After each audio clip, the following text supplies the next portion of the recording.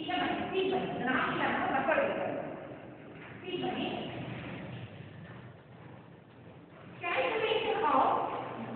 calculation of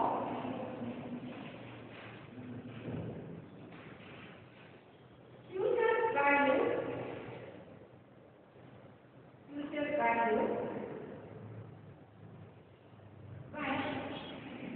when compound interest is calculated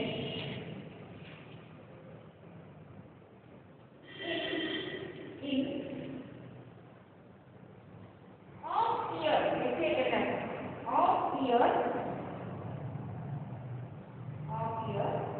or what or quarterly basis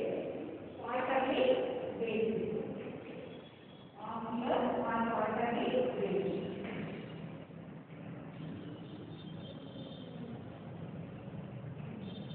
For off yearly ordinary income, F is equal to P into 1 plus R by N to the power of M10. ಈಗ ನಾವು second case B ಅನ್ನು ನೋಡೋಣ. Future value single cash flow ನೋಡುವಾಗ ಎರಡು ಫಾರ್ಮುಲಾಗಳು simple interest compound interest. ಆ ಕಾಂಪೌಂಡೇಜ್ ಅಂತ ಇದೆಯಲ್ಲ ಅದು ಕಾಂಪೌಂಡೇಜ್ ಇಯರ್ಲಿ ಕಾಂಪೌಂಡ್ ಆಗುತ್ತೆ. ಒಂದು ವರ್ಷ ಇಂಟ್ರೆಸ್ಟ್ ಕ್ಯಾಲ್ಕುಲೇಟ್ ಮಾಡೋದು ಆ ಇಂಟ್ರೆಸ್ಟ್ ಮತ್ತೆ ಪ್ರಿನ್ಸಿಪಲ್ ಆ್ಯಡ್ ಮಾಡೋದು ಇಯರ್ಲಿ. ಕೆಲವರು ಹಾಫ್ ಇಯರ್ಲಿ ಮತ್ತೆ ಕ್ವಾರ್ಟರ್ಲಿ ಇಂಟ್ರೆಸ್ಟ್ ಜಾಸ್ತಿ ಬರಬೇಕು ಅನ್ನೋದಿಲ್ಲ ಮಾತ್ರ ಹಾಫ್ ಇಯರ್ಲಿ ಅಂತ ಕ್ವಾರ್ಟರ್ಲಿ ಕಾಂಪೌಂಡ್ ಮಾಡ್ತಾರೆ. ಹಾಫ್ ಇಯರ್ಲಿ ಕಾಂಪೌಂಡೇಜ್ ಆದರೆ C into 1 plus R by N the power of N ಮತ್ತೆ quarterly.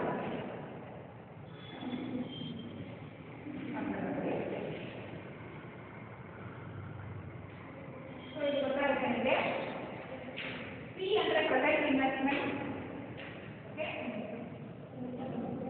M half yearly,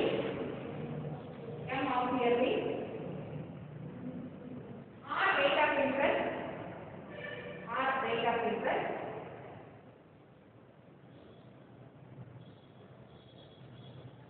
N is equal to number of years.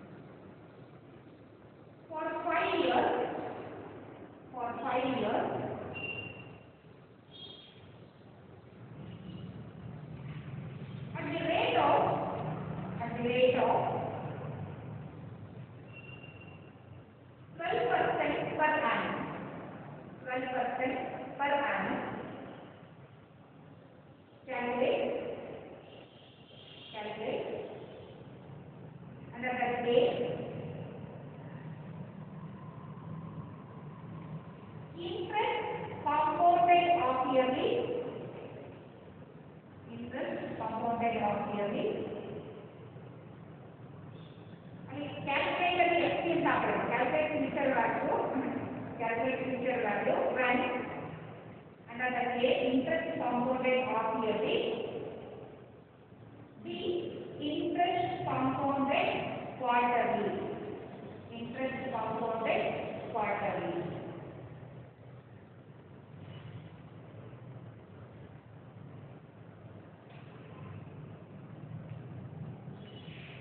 So Avinash and our experiment ಮಾಡಿದ್ದಾರೆ. Rate of interest ಎಷ್ಟು?